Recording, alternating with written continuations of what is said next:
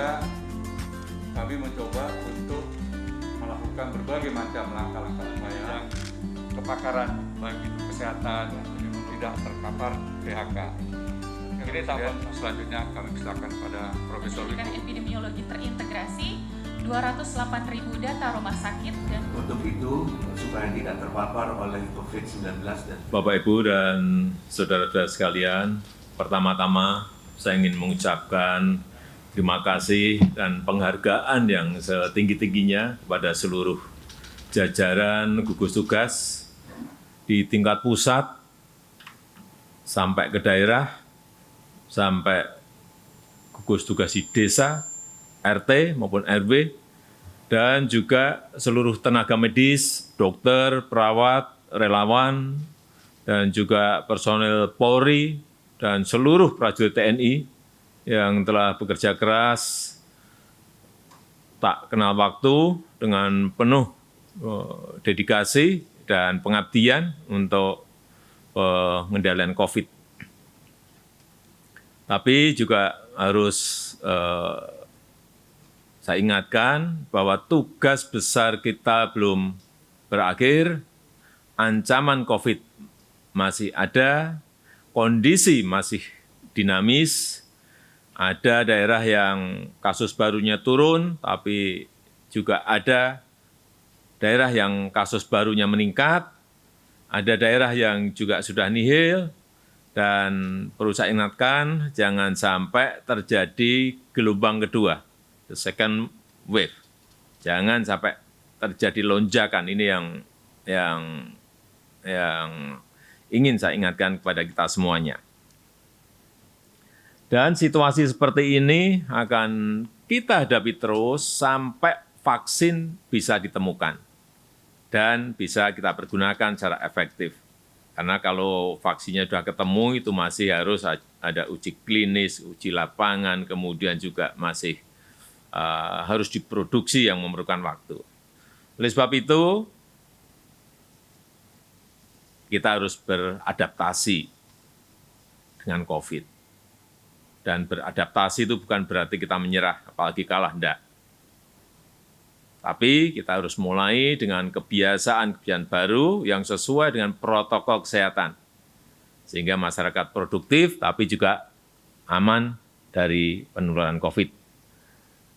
Dan tatanan baru tersebut harus dilakukan dengan hati-hati, merujuk pada data-data dan fakta-fakta lapangan seperti tadi yang disampaikan oleh Dr. Dewi. Datanya kita sekarang ada komplit semuanya. Dan saya minta nanti kalau data-data sudah sebagus itu, setiap hari diberikan peringatan pada daerah-daerah yang kasusnya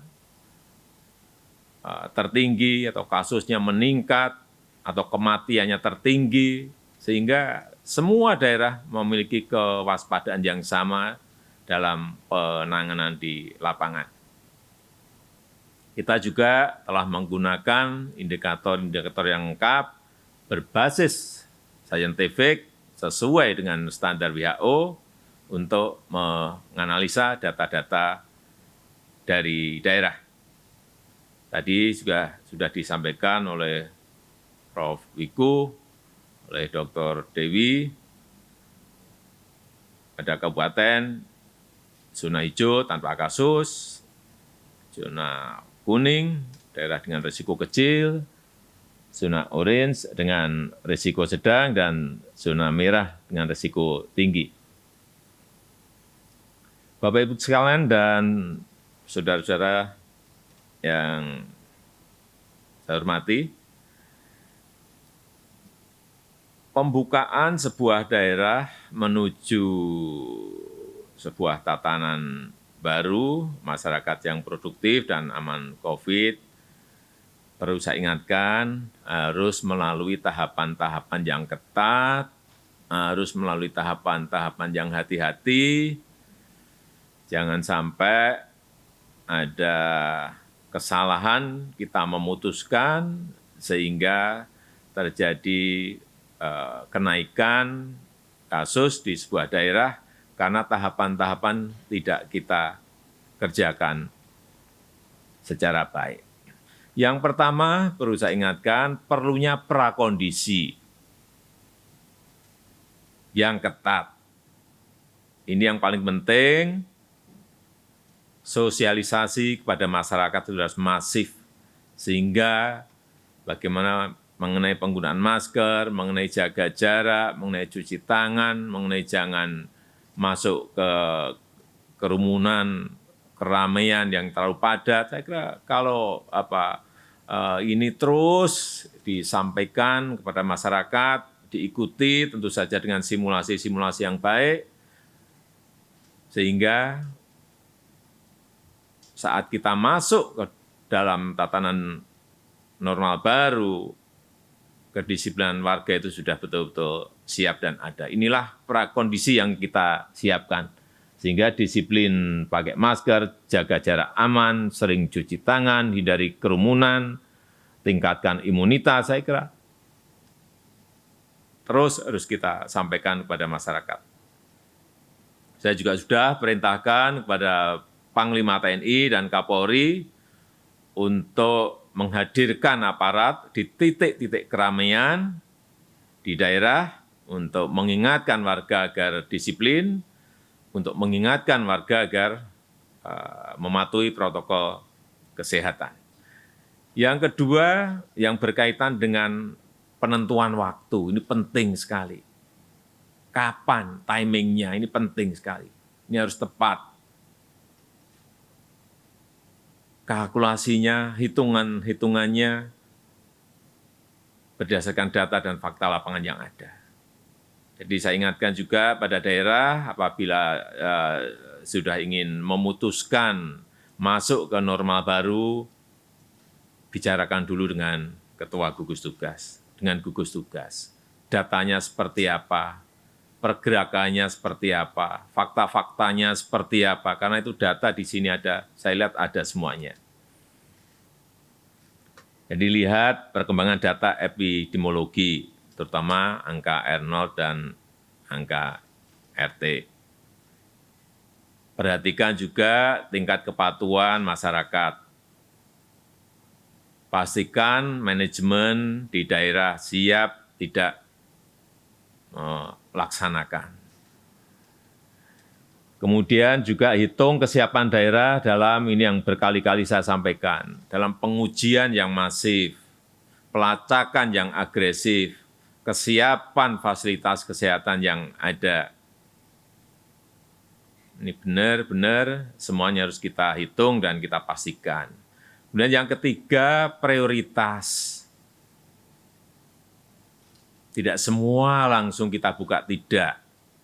Sektor dan aktivitas apa yang dimulai dibuka secara bertahap, itu pun secara bertahap, tidak langsung dibuka 100%. Beberapa daerah sudah melakukan, dibuka dulu 50%, dibuka dulu separuh, saya kira